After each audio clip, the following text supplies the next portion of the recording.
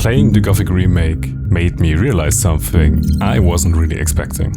Like, going into the game initially, I was expecting to mostly form an opinion about what Alchemia has been cooking up for us the past couple of years and how faithful a version of Gothic 1 would turn out to be. Because the more time I spent in the colony, the more I kept thinking, wait, what was Piranha Bytes even doing the last decade? It feels like they've been stumbling in the dark for a couple of years at least. And one of the first things that popped into my head while wandering the old camp for the first time and hearing the new soundtrack was that losing Kai was almost a generational fumble, I feel like. I mean, what were they thinking letting him go? It really shines a light on how replaceable and lacking in soul or character the later Piranha Bytes soundtracks really were. I mean, the soundtracks they did later on were alright and serviceable, but they were never a standout feature that heavily contributed to a game's success and atmosphere after Kai left the company. And since the overlap of potential buyers from Piranha Bytes and Alchemia is so big, it's really bad for Piranha Bytes because they never really wanted to give the fans what they desired the most, which was any form of a new Gothic game.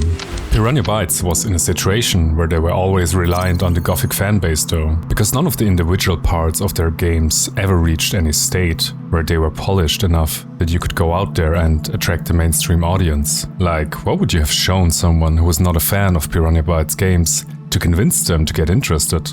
I mean, there was never this one selling point that's easy to communicate, like a standout combat system or amazing story writing. But what they did have was always just a whole bunch of mostly half-baked systems and ideas that were kind of nice and interesting, but you had to forgive the game for being janky in almost all aspects and just learn to love it for the unique focus it puts on certain gameplay elements. Like, it's not an easy sell at all to break out of the Gothic fanbase with that sort of premise and lack of easy selling points. So what this led to is this form of dependency that really glued the studio to the Gothic fans in a kind of suboptimal way. They had to always keep the fanbase close and promise a bit of Gothic essence here and there, but they never really wanted to commit fully to it. But now we're in a situation where the remake is out there and most of the original Gothic fanbase really likes it and is super happy about it. So basically Alchemia just went out there and clearly showed you can actually achieve what Piranha Bytes often kind of phrased as not quite possible. Like, often when Piranha Bytes was asked about making another Gothic game, they said that they couldn't please the Gothic fanbase because of the super high expectations for any new Gothic game. And if you think about it, parts of that statement are actually true.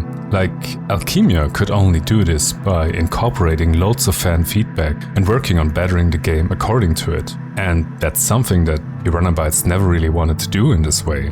They always kept their fanbase close and tried to be approachable, etc. But it always seemed like feedback was included a bit reluctantly, and also always only one game later, maybe, if you got lucky. And by that point, they often messed up another separate aspect of the games that was working better in an early release.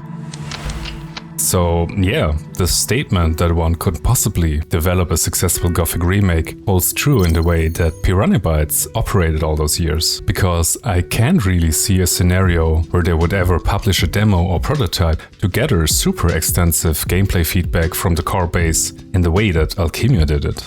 Like, I can't see this scenario at all. It almost feels like hell would most likely freeze over before Piranha Bytes would have done that.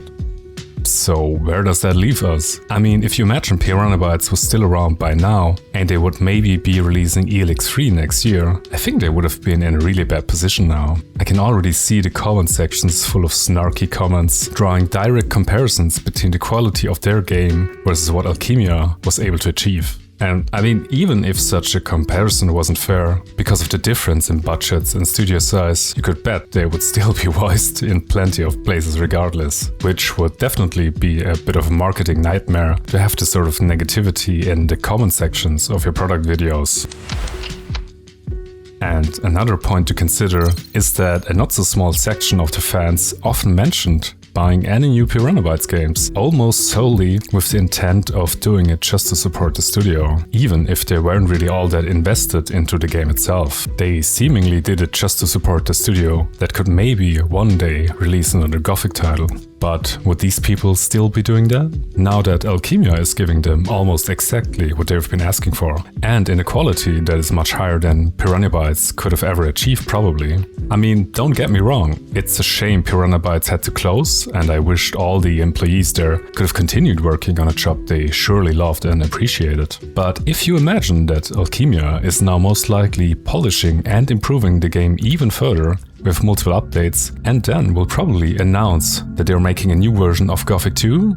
Well, how does that compare to how Piranha Bytes operated in the past, where you had extremely limited post-release support in general, and then on top of that, just constantly shifting game identities, where all of a sudden we went from a Gothic 1 clone that was Risen 1 to a random pirate scenario with Risen 2 all of a sudden. Like, that's the one thing Alchemia will most certainly not do. Like do a weird 180 and make a full-on pirate game. They will, however, most likely just dig their heels in deeper with the core fanbase and attempt to improve on the base that they've already just laid out with their first release. I mean, it's pretty safe to say that we are probably gonna be getting a Gothic 2 remake from Alchemia as well now, and just imagine what the timeline will look like once that happens.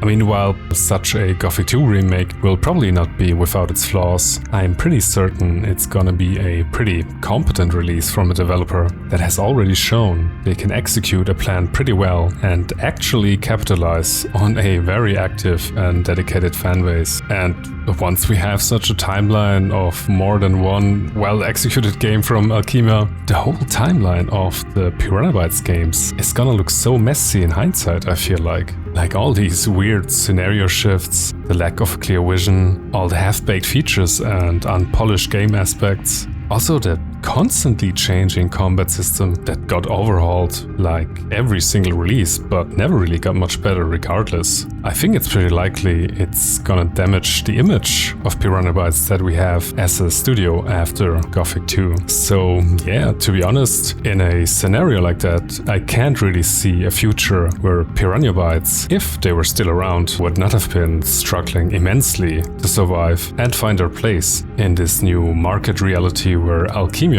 is a direct competitor.